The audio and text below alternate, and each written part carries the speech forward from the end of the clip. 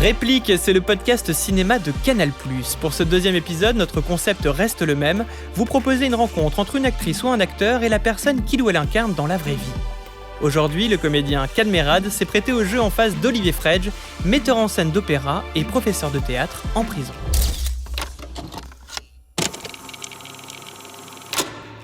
Et s'ils se sont rencontrés, c'est pour parler du film Un triomphe d'Emmanuel Courcol, en salle le 1er septembre.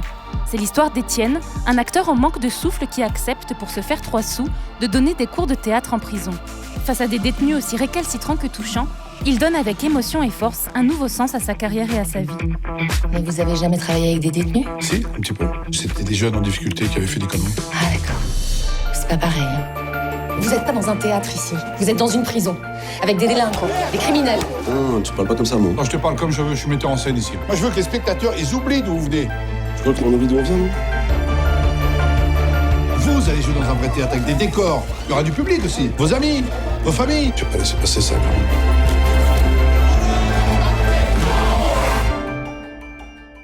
Bonjour Cadmerade. Bonjour, Stéphanie, Stéphanie. Marie, Olivier. Comment et Marie. Marie, Olivier. Alors vous êtes comédien, réalisateur, vous avez plein de casquettes, mais là, on vous rencontre pour le film Un triomphe d'Emmanuel Courcol. Oui. Vous jouez Étienne.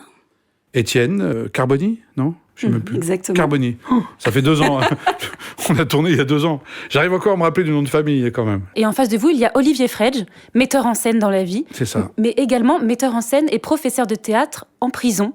Exact, c'est Ouais, exact. ça, J'y c'est- étais quelques mois après le tournage. Ouais. Mais c'est intéressant de rencontrer. C'est une bonne idée, si je peux me permettre de faire ce type de rencontre. Merci. J'imagine que c'est pas exactement votre histoire, mais ça doit avoir quelques petites similitudes avec ce que vous vivez, si vous donnez vraiment... Le film, il est quand même excessivement précis, parce Ouais. que c'est, il n'y a pas une scène que j'ai pas reconnue, qui Ouais, n'était c'est pas bien. exactement ce que moi j'ai vécu au quotidien là-bas. En plus, c'était dans les mêmes locaux, donc. Ah, vous avez fait ça à Meaux aussi? Ouais. Ah, d'accord. Ah oui, donc oui, oh là là, oui. Ah oui, en même temps, on a été très vite confrontés à cette prison, parce la première chose qu'on a faite, tous les acteurs, toute la distribution, c'est de passer une journée déjà dans la prison de Meaux, avec le directeur, les surveillants, Irène Muscari, qui est déjà, elle anime le côté culturel, et donc vous la connaissez. Et c'est grâce à elle, finalement, qu'on a pu tourner aussi longtemps dans la prison, parce que c'est pas évident de tourner dans une prison, c'est jamais évident. On va peut-être expliquer pour ceux qui nous écoutent. Donc vous êtes dans le film... Ah, on est écoutés. Ah oui, et oui, Ah par bon. la France entière. On met Et un coup au-delà. de projecteur sur les prisons. Vous jouez un metteur en scène en prison. On va dire un acteur un peu en fin de course, vous voyez, un peu en bout de course, enfin, je sais pas comment vous dire. Il va faire des petits boulots pour faire ses heures d'intermittent, et il accepte évidemment de remplacer un collègue à lui, Stéphane, joué par l'excellent Laurent Stocker. Et donc il se retrouve effectivement comme ça, comme un boulot comme un autre pour lui, c'est-à-dire un boulot pour exister, pour faire son métier, quoi. Alors là, je m'appelle Étienne, je suis comédien. Vous faites de la télé? De temps en temps, oui. Mais c'est bizarre, on vous a jamais vu. T'es con quoi, il serait une star, il serait pas avec nous, tu réfléchis un peu. Jojo, on va faire du stand-up et tout. Ah ouais? Ouais. Bien, Ah bien. non, mais cool, je vous ai bien. dit, les sketchs, c'est pas trop mon truc. Moi, je fais du théâtre. Du théâtre comique. Aussi, oui. Vous êtes un marrant, alors. Et qu'est-ce qui se passe quand on met pour la première fois les pieds en prison, même si au départ, c'est pas pour y rester? Moi, j'avais déjà eu l'expérience pour Baron Noir de tourner dans une prison, mais je jouais pas le rôle de quelqu'un qui allait travailler en prison, c'était quelqu'un qui allait en prison.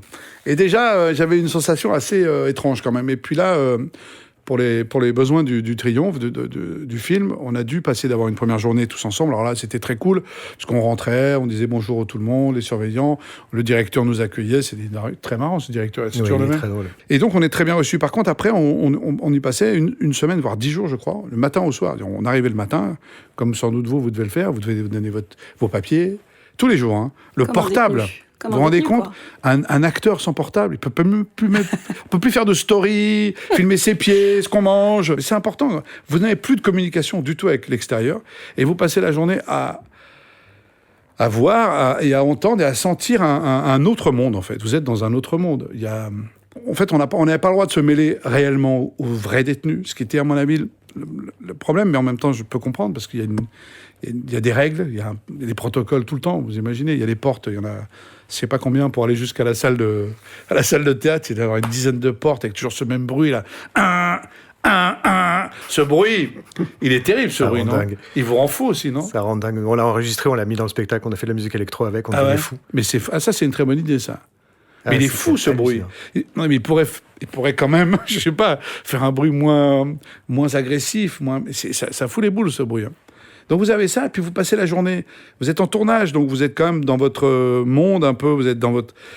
Même si, effectivement, vous êtes dans cette prison, vous n'avez pas vraiment de lien exactement avec les détenus, mais vous voyez tout ce qui se passe.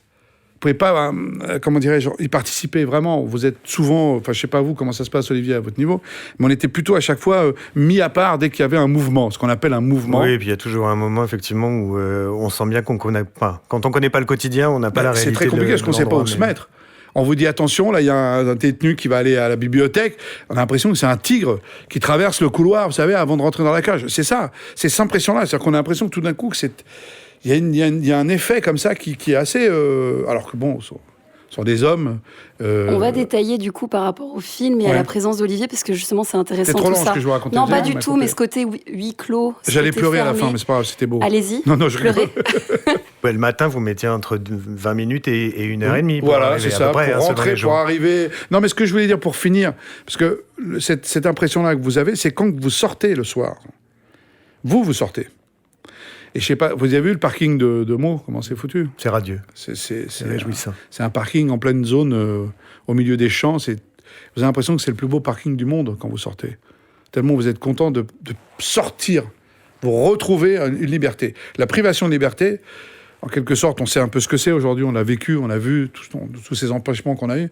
On n'imagine pas ce que c'est d'être privé de liberté. Et quand on ressent ça, je peux dire, ça vous aide à travailler votre personnage, mais ça doit être assez, dans votre cas, Olivier, assez particulier à vivre aussi, je pense. En plus, on était souvent accompagnés au moment de partir le soir par un profitez bien de votre liberté, hein, vous dehors. Ouais, voilà. Donc il y avait tout un jeu aussi de culpabilisation un petit peu au début qu'il fallait recadrer. En disant, oui, parce que ça s'exprime beaucoup dans les prisons, et surtout quand vous traversez à l'extérieur et qu'on vous voit. Alors quand on vous reconnaît, alors là, c'est magique. Justement, Olivier, est-ce que vous vous retrouvez dans ce que vient de dire Cad, dans tous ces ressentis, dans tout ce vécu? Comment c'était pour vous? À la sortie et le fait d'être coupé du temps, c'est-à-dire d'être complètement sans heure, sans rien, et d'être réglé à chaque déplacement. Un déplacement de 20 mètres peut prendre 20 minutes. Oui, c'est ça. Juste parce qu'il y a 4 portes. Oui, ça c'est... On rentre dans quelque chose où on connecte à l'humain de manière complètement différente. C'est une expérience, en fait. Donc imaginez, nous, c'était une expérience qui dure 1 mois, mais alors pour vous... non, c'est le métier, ça doit être quelque chose quand même. Ah oui, ça a pris une petite année. Et puis c'était au quotidien. Après, vous avez fin, fait 1 an. Oui, après par étape, un petit peu, puis un peu plus. Et vous montiez des etc. pièces aussi, c'est ça l'idée? Et on a monté une pièce, oui. Je me permets avec l'Orchestre de Chambre de Paris et grâce à Irène Muscari, dont on parlait tout à l'heure, qui donc fait le service d'insertion de probation. Voilà, c'est ça. Je connaissais pas exactement son culturel. C'est quelqu'un qui est vraiment, c'est quelqu'un vraiment qui fait beaucoup de choses pour la culture en prison. Il a fait rentrer une équipe de film, et c'est incroyable de faire ça. Que ce soit filmé à l'intérieur d'une prison avec autant de réalisme et qu'on voit, tous les endroits de la prison, jusqu'à une cellule, jusqu'au parloir. C'est des endroits auxquels on n'a pas accès. Hein. De la cellule à la scène, Nadir, Sofiane, Bison, Aïs et Adil sont détenus à la prison de Meaux. Ils découvrent le plateau de la MC 93 à Bobigny. 2e théâtre le plus haut de France. Nous, on est toujours dans les endroits clos. Là, le fait de pouvoir se lâcher, ça résonne. C'est un truc de fou. J'ai fait une connerie dans ma vie, je me suis fait choper directement et ça fait 8 ans que je suis en prison. Ça fait pas de moi quelqu'un qui sera un voyou à vie. J'aime les framboises! Et à travers le fait de jouer ici, ça change le regard qu'on a sur un prisonnier, du coup sur la prison en général. C'est un début pour la sortie. Moi, j'avais jamais fait de théâtre de toute ma vie. Et là, je réfléchis à pourquoi pas dehors essayer de rejoindre une troupe ou bien faire quelque chose. C'est votre quotidien, Olivier. Comment est-ce que vous avez vu le film? Qu'est-ce qui vous a... Moi, j'ai 2 quotidiens. J'en ai un qui sont dans les salles dorées. Je fais de l'opéra, donc c'est autre chose, la mise en scène d'opéra. Et il y a ce contrepoint tout à fait nécessaire pour la santé mentale des gens, qui consiste à aller faire du théâtre ailleurs. Mais dans le quotidien, en prison, je crois qu'effectivement, si c'était pas... Ces morceaux d'extérieur comme vous, comme moi, qui y vont et qui vont faire quelque chose là-bas, il n'y a aucune valorisation. C'est des égos détruits, c'est des conditions dans lesquelles l'humain est un peu mis de côté. Et oui, là, être privé de liberté, je pense, c'est ce que vous disiez, hein, c'est pas juste... c'est la négation de qui ils peuvent être en dehors du fait qu'ils sont détenus. C'est fini, il n'y a plus rien d'autre. Et donc, dès qu'on commence à faire autre chose et qu'on commence à monter un projet, mais ça peut être tout et n'importe quoi, la moindre note de musique qui est jouée parce qu'il y en a un qui apprend à jouer du piano, c'est déjà un miracle. C'est-à-dire s'ils sont déjà là pour autre chose.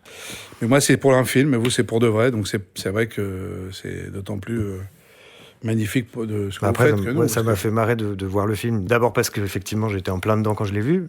Mais aussi parce que la scène où ils font le singe, enfin où il y a toutes ces scènes absolument hilarantes où tout d'un coup on fait des exercices de théâtre un peu délirants. Mais ça se passe vraiment comme ça en prison. Est-ce que vraiment, dans la réalité, en prison, on fait faire à des détenus des cris de singe, des exercices Alors moi, de théâtre, j'en ai pas fait, ça dépend des acteurs. Ça dépend des metteurs en scène, en fait. Oui, c'est ça dépend des techniques. Cette scène dans le film, on les voit, moi, j'ai fait une scène de rage que j'ai répétée dans le couloir parce qu'il osait pas le faire devant les autres. Donc je l'ai remmené dans un fond de couloir pour lui faire une scène de rage où il était à crier, puis je le poussais. Sont arrivés 3 surveillants en courant, en me disant « Qu'est-ce qui se passe ? Je dis « Non, c'est rien, on répète, quoi. » Mais alors justement, comment on gère ça ? Comment on gère l'autorité ? Comment on gère les limites ? Comment on gère ces élèves qui sont des élèves pas comme les autres, finalement ? Eh ben, je pense que vous avez dû faire aussi ça, Olivier. C'est-à-dire, vous pouvez pas vous faire déborder. Il faut montrer tout de suite qu'ici, c'est moi le patron. Ici, c'est moi. Dans cette salle-là, c'est moi le metteur en scène. Et il y a une scène comme ça que je fais, que j'adore d'ailleurs. Je la trouve juste, excusez-moi. De temps en temps, je me trouve bien. Et ben là, je me suis trouvé bien. J'ai dit, voilà, c'est comme ça que je pense qu'il fallait parler. C'est-à-dire, il n'y a pas à discuter. C'est comme avec un enfant. Mais je pense que ça doit être ça aussi, cette espèce de... Même physiquement, si vous n'êtes pas à la hauteur, parce que vous avez des types, vous ne savez pas ce qu'ils ont fait quand même, hein. Je veux dire, il y a un truc qui, dans le film, qui est plutôt bien, je trouve, c'est qu'on n'a pas besoin de raconter pourquoi ils sont en prison. On dit, voilà, ce sont des longues peines, souvent, puisqu'on est dans la maison d'arrêt, on est bien d'accord ? Le centre de détention. Centre de détention. Oui, parce qu'il faut... Il y a plusieurs... faut expliquer à mots, il y a maison d'arrêt. Il y a 2 maisons d'arrêt, un centre de détention et 3 bâtiments. Les longues peines, c'est centre de détention. Ouais. C'est ça. Nous, on a tourné dans le centre de détention. Donc, on sait jamais. Et dans le film, il est bien expliqué que ce sont des types qui ont fait des choses pas forcément... C'est pas des petits mecs, quoi. C'est pas des petits caïds. Donc, il faut s'imposer. Mais comment vous imposer face à des dangereux détenus, et ça, on le sait pas. Comment ça se passe ? Olivier sait. Comment vous faites ? En plus, j'aurais dû demander avant de faire le film, en fait. Ils en jouent vachement, parce que moi, j'en ai un qui m'a collé contre le mur en me disant tu me dis pas ce que je dois faire. Je dis c'est dommage, parce que c'est mon boulot. Voilà. Donc, ça va être un problème. Ah, j'imagine bien il me dit quoi, tu crois qu'on sait pas où t'habites ? Tu crois que j'ai pas de potes à l'extérieur ? Ils vont venir te brûler les couilles au chalumeau, me dit-il. Ah, mais c'était sérieux ? C'était une vraie menace ? Non, c'était un jeu. Moi, en tout cas, je l'ai pris comme ça. De toute façon, j'avais pas le choix. Et je l'ai regardé droit dans les yeux, je lui ai dit, écoute, on m'a jamais brûlé les couilles au chalumeau, je vois pas trop ce que ça fait, je peux pas te dire. et il a éclé de rire et c'était fini. Ah, faut être fort. Faut avoir... Mais effectivement, moi j'avais un grand 1m90, 120 kilos, et je lui dis, toi, tu refais ça, je te défonce. Et t'en as un derrière qui me dit, tu défonces qui exactement ? Parce qu'effectivement, j'avais une masse devant moi, mais moi, j'ai même pas réfléchi, parce qu'effectivement, on est là-dedans. Non, mais il y a plus de physique, il y a plus rien. De toute façon, c'est une survie. Hein. Si vous commencez premier cours ou deuxième à pas vous laisser respecter, parce que ça parle partout. C'est comme une classe, c'est turbulent. Enfin, à un moment donné, ils sont turbulents. On le voit bien, c'est bien fait dans le film. Au début, ça rigole, ça déconne, ça parle de tout et de rien. Ouais, et après, ça s'engueule sur Beckett parce que tout d'un coup, c'est la même véhémence, mais sur un truc où ils sont passionnés. Exactement. Attends, Étienne, tu dis le théâtre de l'absurde. En gros, tu vas nous faire un truc qui veut rien dire, quoi. Non, c'est pas ça. C'est une pièce sur l'absurdité de la vie. Tiens, toi, le matin, quand tu te réveilles, tu t'es jamais posé la question, c'est quoi le sens de ma vie, ici, entre 4 murs ? Moi, le matin, je me lève, je me fume un gros bédo, je me demande rien, mon gars. Et ici, le matin, si tu commences à te poser des questions sur le sens de ta vie, t'arrives pas jusqu'au soir. Bah, tu pètes un câble, c'est parce que la vie, elle est pas là, elle est dehors, en fait. Tu vois, ici, c'est une parenthèse, c'est comme une grosse parenthèse de merde, en fait. Y a rien, y a pas de sens ici. Dehors aussi, des fois, la vie, elle est absurde. Ouais, elle est absurde, mais moi, je préfère être absurde dehors que pas absurde dedans. Mais alors ça, justement, Olivier, ça ressemble à quoi les premiers jours pour se faire respecter ? Il n'y a pas de recette magique ? Qu'est-ce que vous avez fait, vous ? Alors, moi, j'ai acheté un chalumeau, déjà. Moi, le projet que j'ai monté et que je continue sur les années, c'est un projet qui essaie de renverser les choses. Je choisis un thème, je choisis une idée. Là, c'était l'idée de la perception du temps, parce que nous, on courait partout, qu'on passe notre temps à être dans l'urgence. Eux, ils avaient que ça à foutre. Et j'ai trouvé que d'aller demander à des patients d'hôpital, des détenus, à des gens en SDF, à des gens en EHPAD, comment gérer ça, filez-nous un coup de main, quoi. Expliquez-nous comment on peut se calmer un peu. Et donc je suis arrivé déjà en disant, voilà, je viens vous chercher parce que j'ai besoin d'écrire une pièce et j'ai besoin de vous. Pas mal. Et ça a un peu déjà calmé le jeu. Le fait que ce soit avec l'hôpital, avec les SDF, avec l'EHPAD, ça a aussi dit, mais attends, nous, on a fait quelque chose de grave, tu nous mets à égalité avec des gens qui n'ont rien fait. Ça a aussi recalmé un petit peu. Et après, c'est au cas par cas. C'est au cas par cas. Il y en a qui sont partis, il y en a qui sont revenus. On ne sait pas qui va être là. Il y en a un qui arrive 2 heures en retard parce que la porte ne s'est pas ouverte. Il y a toute la réalité du quotidien qui fait que s'il s'est engueulé avec le surveillant juste avant de venir ou qu'il n'a pas eu ses clopes qui ont été livrées, on arrive avec un comédien qui n'a pas envie. Puis qui n'a vraiment pas envie et qui va avoir envie de parler d'autre chose, qui va s'allumer une clope en salle de répète et puis qui va faire autre chose. Ouais. La prison, on en parle très peu. Nous, dans notre quotidien, au jour le jour, si on ne connaît pas quelqu'un qui a été en prison, etc., vous, CAD, on ne vous a jamais approché pour avoir ce genre d'initiative comme Olivier Alors moi, je pourrais transmettre ma passion juste comme ça, mais sans méthode, Je me sens pas du tout légitime pas pour donner des cours, parce que je suis pas professeur, mais par contre, je peux faire des masterclass, comme on dit, c'est-à-dire je peux raconter mon métier, moi, comment je le vis. Parce que j'ai pas de technique, j'ai fait des cours, j'ai travaillé au théâtre, bien sûr, beaucoup, mais je peux pas dire, voilà, tu seras mieux si tu fais ça. Voilà. Moi, j'ai appris en jouant, en fait. Je suis rentré dans un cours qui nous faisait jouer tout de suite. On était tout de suite dans le bain. On montait des pièces, et des pièces, et des pièces. Après, transmettre... comme dans le film, je sais pas si je pourrais. Moi, je sais pas. J'ai l'impression que c'est un vrai métier, ça. C'est pas... Ouais, moi, j'ai jamais fait de technique avec eux, vraiment. Non, un peu, parce qu'il fallait de temps en temps, mais c'était pas... c'était plus pour les décoincer, c'était plus des méthodes pour qu'ils se lâchent que vraiment de leur apprendre la technique du théâtre. Il s'agissait pas d'en faire des comédiens, mais je pense que... Puis il faut avoir du temps, je pense qu'il faut donner beaucoup de son temps pour ce genre de choses, quand même. Faut pas juste arriver une fois et dire « Ah, tiens, il y a un machin qui est venu nous donner un cours ». C'est un suivi, il faut prendre des gens et les amener, comme dans le film, jusqu'à la pièce, faut avoir des projets. Par un projet, il faut avoir du temps. Et je vous assure... Rien que le passage entre la porte et la cellule, c'est 1h30. Donc, non, mais c'est vrai, c'est une réalité. C'est pas simple. C'est pas comme ça. Et puis, c'est pas vu d'un bon œil, forcément, comme dans le film, par l'administration pénitentiaire. Ça se passe comme ça, Olivier, comme dans le film ? On galère avec l'administration. Est-ce que c'est bien vu ? C'est plus que bien vu, c'est exact. Attendez, vous voulez en faire sortir combien ? 5, pas plus. Et dans 6 mois.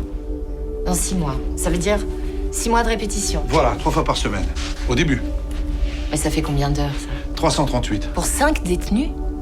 Mais comment vous voulez que je justifie ça, moi ? C'est pas compliqué. Ils vont représenter tous les autres. Ils vont devenir des exemples, des ambassadeurs. Mais les permissions de sortir, ça s'obtient pas comme ça. C'est la juge qui décide en commission d'application des peines. En plus, elle est pas folle de théâtre. J'aimerais bien rebondir sur ce que vous avez dit tout à l'heure, CAD Merad. On parlait de dignité dans la relation qui se tisse avec les élèves et les détenus, entre ce que eux pensent être digne, ce que vous pensez être digne. Je pense qu'à partir du moment où on est à ce point-là dans l'humain brut, c'est-à-dire qu'ils n'ont rien à perdre. Hein. Donc, ça, c'est sûr. Il n'y a pas de négociation. Après, il y a beaucoup, dans leurs égos, je trouve qu'il y a beaucoup de mythologie. Ils se racontent leur histoire, quoi. Ils se racontent leurs trucs, que ce soit dans leurs faits d'armes ou ils se racontent, ils se revalorisent d'une manière ou d'une autre. Donc, ils s'inventent une vie un peu. On ne sait jamais ce qui est vrai, ce qui n'est pas vrai, mais on joue à ça. Et on essaye... moi, ce que j'essaye de faire, c'est d'être assez directif au départ, et ensuite de m'effacer pour qu'ils soient obligés d'être solidaires. Parce que ça aussi, il n'y a pas de solidarité vraiment entre eux au départ. Ouais.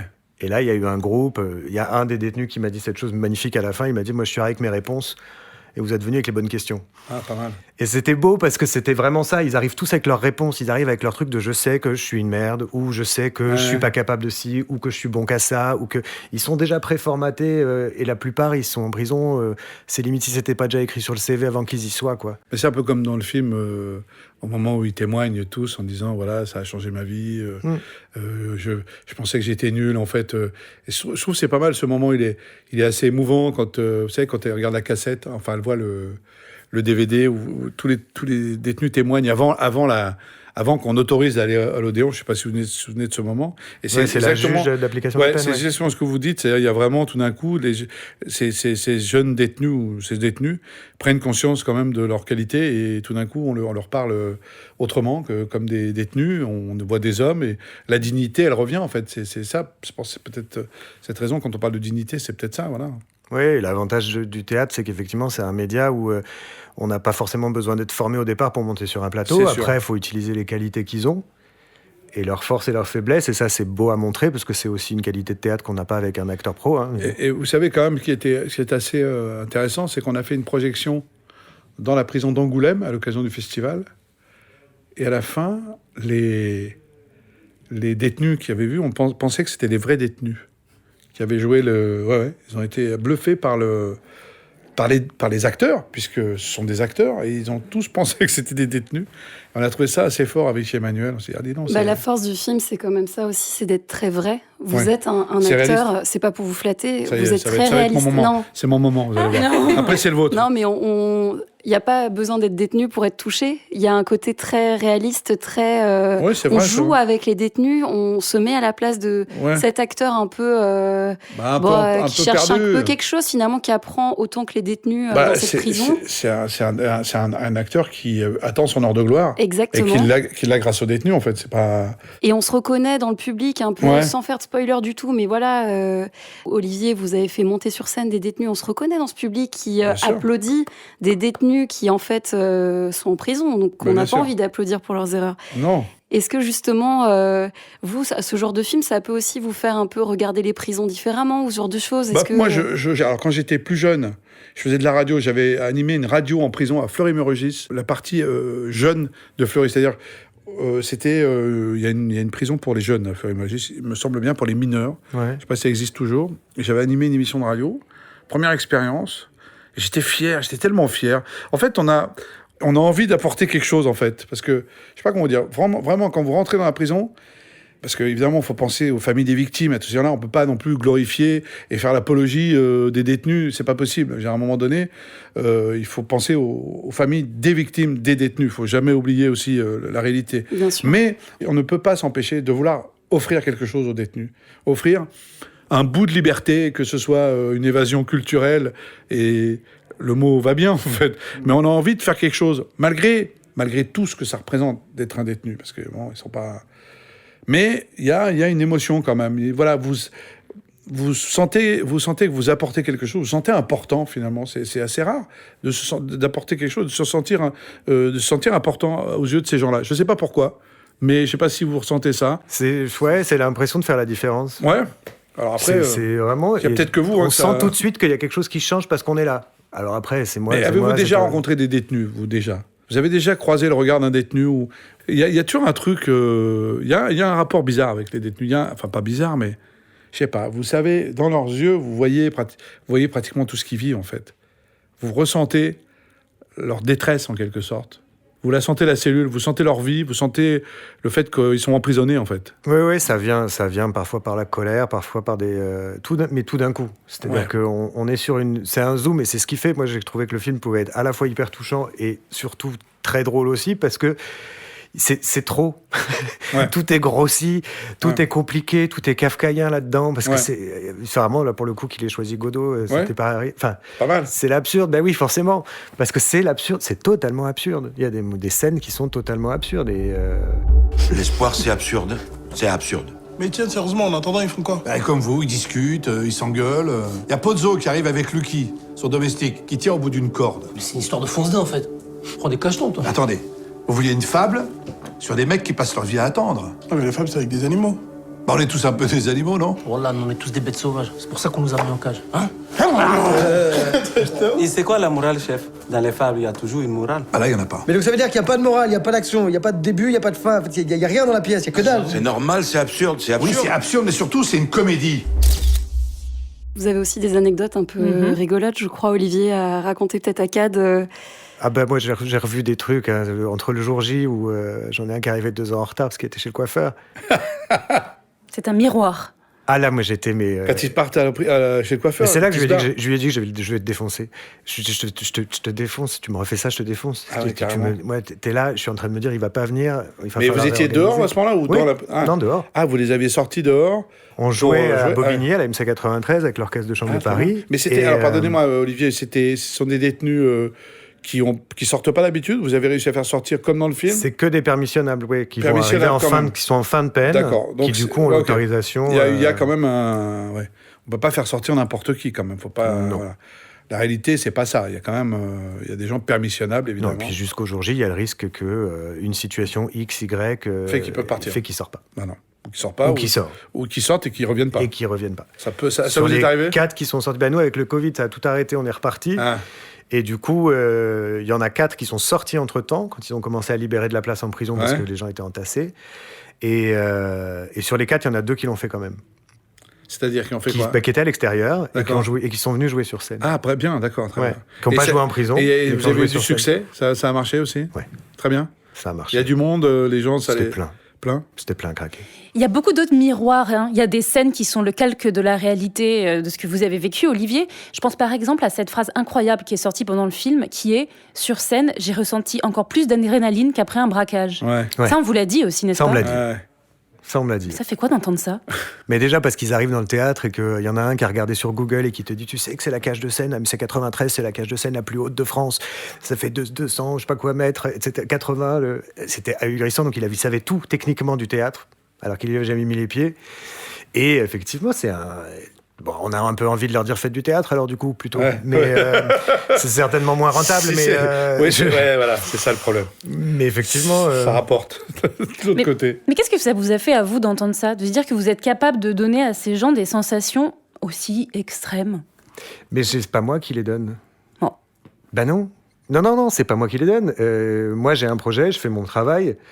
Ils l'ont parce qu'ils sont acteurs. Tous les acteurs n'ont pas la même réaction déjà. Et puis eux, c'est effectivement un travail d'amateur. Mon travail, ça a été de les mettre en valeur. C'est-à-dire de faire que ce qu'ils ne savaient pas encore faire et qu'ils n'allaient pas apprendre en 6 mois, ils ne soient pas à même de le montrer à ce moment-là, mais qu'ils montrent leurs points forts, qu'ils montrent et qu'ils utilisent ce qu'ils avaient de spécial. Je peux poser une question, mais vous faites ça pour le compte de qui, en fait ? C'est une mission gouvernementale ? Non, la première fois, c'est vraiment l'Orchestre de Chambre de Paris qui m'a demandé de le faire. Mais alors, qu'est-ce qui a motivé cette démarche, en fait ? Je crois que ça a commencé parce que l'Orchestre de Chambre a proposé à des centres pénitentiaires de venir faire des concerts. D'accord. Puis de concerts, il y a eu des ateliers qui ont été créés. D'accord. Et petit à petit, Irène Muscari, toujours, qui a fait grossir la machine, qui a proposé c'est une personne, en fait, et... toujours. C'est quand même quelqu'un qui... Ah, il y a quelqu'un qui fait tout changer. Irène, elle est incroyable, Irène. C'est vraiment quelqu'un qu'il faut... La culture a un énorme poids auprès des détenus, auprès des gens tout court. Oui, mais à ce point-là, quand même, arriver à faire rentrer la culture... Ils se battent. C'est des gens qui se battent. C'est pas évident, quand même. Vous savez, moi, quand vous visitez, par exemple, le centre de détention de Meaux, la bibliothèque, voilà, c'est une pièce comme ça, et des bouquins, mais y a pas... c'est pas non plus... Il y a quand même des bouquins. Je sais pas si vous avez vu. Il y a un petit truc de musique avec une petite batterie, de petites choses. Et ils y vont, quoi. Ils y vont. Mais je pense que si on mettait... si c'était plus grand, si c'était encore mieux, je pense qu'il y aurait encore plus de clients pour ce genre de choses, parce que quand même, mais ça reste un peu dérisoire toujours, vous voyez ce que je veux dire. On sent les vieux bouquins... Mais c'est la réalité, hein. La pièce, c'est un truc... Il y a une vraie volonté presque politique, je dirais, pour dire on va apporter ça, et c'est une vraie question. Il y a des gens qui disent non, ils méritent d'être là, donc il faut surtout pas apporter des choses. Voilà, oui. Ça, c'est... Mais ça manque de moyens quand même, je pense. Il y a un petit manque de moyens. Vous aimez ce genre de rôle de film qui s'ancre dans une réalité, qui peut évoquer comme ça aborde un vrai sujet de société. C'est pour ça qu'on vous a réunis aujourd'hui. Est-ce que vous aimez en fait ce genre de rôle ? Il n'y en a pas beaucoup des rôles comme ça, et des films comme ça, et des rencontres avec un personnage comme ça. Dans sa vie d'acteur, on n'en rencontre pas tant que ça. Donc c'est vrai que j'ai la chance d'avoir croisé sur ma route Emmanuel Courcol, et d'avoir rencontré sur ma route ce personnage, et d'avoir réussi, je crois, à lui avoir donné un peu de vie. Mais c'est vrai que jouer dans un film très réaliste, voilà. En plus, ce qui m'a vraiment séduit en plus, c'est que c'est une vraie histoire qui est arrivée dans les années 80 en Suède, vous savez peut-être. Jan Johansson. Vous savez qu'à la fin du film, on voit les photos. Absolument. C'est les vrais détenus et c'est le vrai metteur en scène. Il est venu sur le plateau. Et il nous a vu faire cet échange entre l'acteur et les détenus, et il a eu une émotion très forte. Et c'était incroyable de voir ça. Mais ce qui est clair, c'est que, moi, ce que je reconnais, c'est l'émotion qu'on peut avoir, la scène où il est à la salle de sport avec. Et il y a une confrontation, il y a une telle électricité, et la scène est magnifique. C'est pour ce moment-là, c'est pour ce moment-là qu'on le fait. C'est-à-dire que il y a un moment où je pense que moi, j'ai été autant changé que profondément. Dans quel sens ? D'abord parce que je suis dans le milieu de l'opéra, ce qui est quand même à l'extrême inverse en termes de type de public. On est sur un public élitiste, on est sur un public élitiste. Dans le bon et le mauvais sens du terme. On est sur une bourgeoisie parisienne, on est sur des choses vraiment très différentes. Il faut s'habiller, il faut toujours être en costume, on ne peut pas y aller en jean. Et c'est un autre enjeu politique, Là, tout d'un coup, d'avoir 2 détenus, de me retrouver au milieu d'une engueulade sur Schubert, parce qu'il y en a un qui dit « Mais non, mais te rends pas compte, Schubert, il a fleur de peau, mais pas du tout, c'est un gros trompeur, t'as rien compris !» Et que ça commençait à monter. Moi, je retrouve un enthousiasme juste de l'œuvre, de la musique que j'écoute. Et je me dis, voilà, c'est bon, c'est ça, en fait. C'est pas, vous avez écouté la version de 1962 Non. C'est de la musique. Le type qui l'a écrit, il l'avait dans les tripes. C'est vrai. Et là, ça marche direct. Oui, c'est ça, Stéphanie. C'est la phrase du film qui dit « Ils sont dans le vrai ». Vous le dites, Cadmerade, dans le film. Enfin, Étienne le dit. Je dis ça. Non, c'est moi qui l'ai dit. Ah, c'est vous, d'accord. Oui, c'est le personnage qui dit « Ils sont dans le vrai ». Ils jouent peut-être faux, mais ils sont dans le vrai. Oui. On peut être un acteur comme ça. Il y a plein de gens qui rêvent d'être acteurs et qui se disent « Moi, je suis marrant, tiens, je vais être acteur ». Regardez maintenant sur les réseaux sociaux, ils sont tous acteurs. Excusez-moi, on voit que ça maintenant. Mais c'est pas que ça, être acteur. Là, on parle de gens qui apportent une vérité et qui apportent un truc, je sais pas, qu'on a perdu peut-être nous, les acteurs. Et c'est ce que dit le personnage. Et c'est ce que peut-être vous pensez aussi, Olivier. On a perdu des choses, nous, les acteurs, qui a une espèce de routine d'acteur. On rentre dans un truc. Là, eux, c'est spontané, c'est instinctif. Et j'imagine que vous devez aussi vivre ça avec ces expériences que vous avez de gens qui réfléchissent moins, quoi. Oui, puis qui ne s'adressent pas à un public en particulier. Ils n'ont pas le côté, alors attends... Oui, parce que nous, on veut plaire à tout le monde. On veut plaire... Nous, il y a les critiques, il y a les... Oui, c'est ça. Ils s'en foutent. Là, de toute façon, moi, la seule chose, ça a été une grande victoire. D'ailleurs, ils ont joué en prison d'abord, avant de sortir, jouer à l'MC 93. Les autres détenus qui ont regardé le spectacle n'ont pas parlé pendant la représentation, donc déjà, ils étaient... Et les mecs sont revenus le lendemain en me disant « C'est bon, ça s'est bien passé, ils ne sont même pas foutus de notre gueule. » Ah, pas mal. Et là, c'était pari gagné. C'est une victoire. Ouais. C'est ça. Un triomphe même. Pardon. Non, mais c'est ça, c'est exactement ça. En tout cas, vous nous avez beaucoup plu, Cadmerade, dans ce rôle. Merci, écoutez, moi je suis content d'avoir rencontré Olivier, c'était une très bonne idée. J'avais même l'impression d'avoir fait son métier à un moment donné quand je l'écoutais parler. Et c'est très agréable d'entendre qu'il y a des gens comme ça qui font des choses comme ça. Qui continuent qui continuent d'y avoir des gens qui le font, je sais pas, au nom de quoi, au nom de la passion, voilà. Truc qu'on a tendance à perdre aussi un peu de temps en temps. Donc, bravo Olivier. Bravo aussi. Moi, bravo Cadéo. Reconnu mutuellement. Ça va. Merci pour cette rencontre. Merci. Allez, Marie et... Attends, oh la vache, tu vois, j'ai un problème de mémoire. Comme un ouragan. Stéphanie. Ça y est. J'ai failli dire Céline. J'ai failli dire Céline Dion.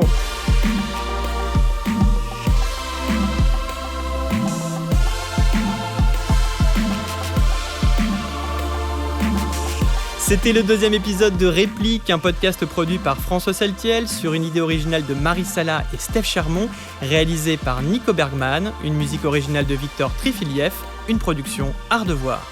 Merci de nous avoir écoutés et rendez-vous très bientôt pour le prochain épisode.